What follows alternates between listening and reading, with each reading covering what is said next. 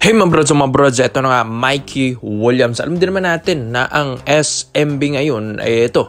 Gustong kunin ito pong si Mikey Williams. Alam din naman natin na nag-i-start ng ating All-Filipino Cup at pangit nga ang start ng SMB na 0-2 start nila ngayong season mga kabrods. Kaya naghahanap pa rin sila ng pangdiinan sa lineup mga kabrods. Kaya ito, Mikey Williams, alam din naman natin na nasa Converge FiberXers ang rights nito. Itong Converge, alam din naman natin na nagpapalakas ito. Kaya nga nakuha nila si Dave Ildefonso pero hindi nila ma-get over. Ito pong kay Mikey Williams issue. Paano ba naman kasi nanghihingi ng mga malaking sahuran? Ito pong si Mikey Williams kahit 700 na ang offer ng Converge, hindi pa rin pumapayag si Mikey Williams. Gusto nito milyones kada buwan. Kaya yan din ang problema ng SMB para makuha ito pong si Mikey Williams. Pero hindi man milyones kada buwan, pero tataasan nila yung offer ng Converge dito. Siguro nga mga 800 to 900 yan mga kabrods dito sa SMB. Pero kung hindi man, hindi na nila itutuloy dahil sobra-sobra na. Akala nila import itong si Mikey Williams, hindi naman. Pero mga kabrods, ito pong si Williams kasi, once na makuha mo ito at mabigyan mo ng maximum contract offer, ay talagang lalaro ito mga kabrods. Yan din naman kasi gusto niya, yung malaking sahuran. Pero once kasi nababagyan mo ito ng malaking sahuran, sacrifice na lang yun sa team mga kabrods, bibigyan ka rin naman ng kampyonato na ito. Diba nga, former 2-time champion, former 2-time finals MVP, ito pong si Mikey Williams ng TNT Tropang Giga dati, nabigyan niya ng TNT kahit walang Rondy Hollis Jefferson dun sa kanyang unang championship mga kabrods. Kaya yan ang kagandahan kay Mikey Williams, kahit na may attitude dito sa pera, pero bigyan ka naman ng kampyonato na ito mga kabrods. Kaya dito sa SMB kahit 0-2 start ang kanilang season ngayon, ito gusto nilang i-recruit si Mikey Williams, gusto nilang kausapin ng Converge FiberXers, gusto nilang ipasa ito sa commissioner's table. Pero yun nga, kung kukunin nila si Mikey Williams sa Converge FiberXers, pinag-iisipan din ng SMB sino naman yung bibitawan nila dito, dahil ito yung medyo mahirap na magawin mga kabrods ng SMB na maglalagas na naman sila ng players para kay Mikey Williams. Dahil siyempre napakataas ng value nito ni Mikey Williams, di rin basta-basta ito.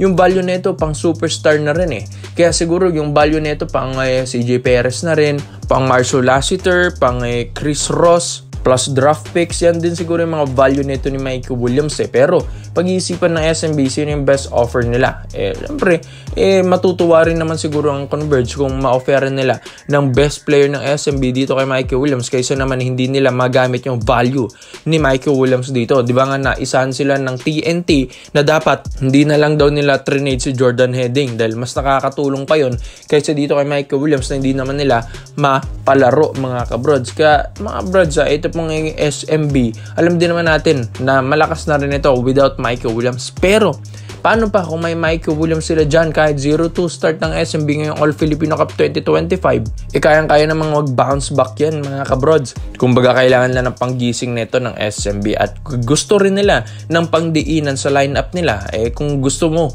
ng pangmalakasan at pangkampyonato na, syempre mag-sacrifice ka makuha ito pong si Mikey Williams. Kahit sino naman dito sa PBA or kahit anong team dito, gusto rin kunin si Mikey Williams. Ang kaso nga lang, hindi nila ma-reach yung offer or yung standard offer ni Mikey Williams mga kabrods. Pero syempre, parte rin naman ni Boss Al ito pong SMB. Kaya pag-uusapan nila ito kung pwede si Mikey Williams sa lineup na ito. Kaya ikaw mga kabrods, Mikey Williams to San Miguel Beermen, ihahabol ba ngayong All-Filipino Cup? Dito naman po tayo sa kabilang balita naman natin mga kabrods. Ito na Dave Ildefonso. Yes, ito po yung 6'6" or 6'7" power forward na dito maglalaro na sa Converge FiberXers pagkatapos nga itong ma-trade ng Northport Batampier. Una na nga itong na-draft dati mga kabrods, pero ito si Dave Ildefonso hindi nga tinanggap yung offer kasi ng Northport na 200,000 kada buwan. Kaya pumunta ito ng Abra Weavers dito sa MPBL na sumasahod ng 400k kada buwan. Siguro nga ang taas ng offer sa kanya ng Converge Fiber Xers. Hindi naman ito magpi-PBA kung hindi mataas. Alam din naman natin na sana ito sa mataas na sahuran dyan sa Japan B-League. Kaya nung umuwi dito sa Pinas, nanibago siya sa mga sahuran dito. Kaya nga ito mga kabrod, si Dave Ildefonso gusto naman kunin ito ng Barangay Hinebra San Miguel. Yes, alam din naman natin dito sa Barangay Hinebra, malakas na ang line-up nila. Kaso, mga kabrods, kung alam nyo lang, 5 players dito ang nawala. Tenorio, Mariano, Malonzo, Pesumal at yung pinakahuli, si Maverick Camisi na nasa Terra Firma Jeep na ngayon. Mga kabrods, yung 4 dyan, scorer. Tapos, nawala pa sa Barangay Hinebra San Miguel, yung nagdagdag, Norbert Torres, tapos ito pong si Sonny Estil. Yun, kulang na kulang ang pang gunners ng Barangay Hinebra San Miguel, kaya gusto na lang kunin ito pong si Dave Ildefonso. Ito kasi si Dave Ildefonso mga kabrods, napaka full package na manlalaro ito. Yes, he can shoot threes, maganda rin ang footwork sa ilalim, kayang mag-pull up ng jumper, physical na player mga kabrods, tapos athletic pa. Hindi mo masabing 6'6 or 6'7 ng height na ito dahil napakabilis gumalaw, ang ganda pa ng laruan, and yun mga kabrods, so maganda pa yung ball handling skills. Kaya dito sa Barangay Hinebra San Miguel, dagdag persa ito para sa kanila, at dagdag din sa persa or sa big man position mga kabrods. Yes, hindi man ganun ka big man si Dave Ildefonso, pero yung backshot nito, yung physicality, yung hustle nito sa laro, talagang madadagdag ito para sa Barangay Hinebra San Miguel. Kaso nga lang, nasa Converge Fiber Xers ito. So, ito sa Converge medyo alam natin na medyo maselan din makipag-trade ito. Kailangan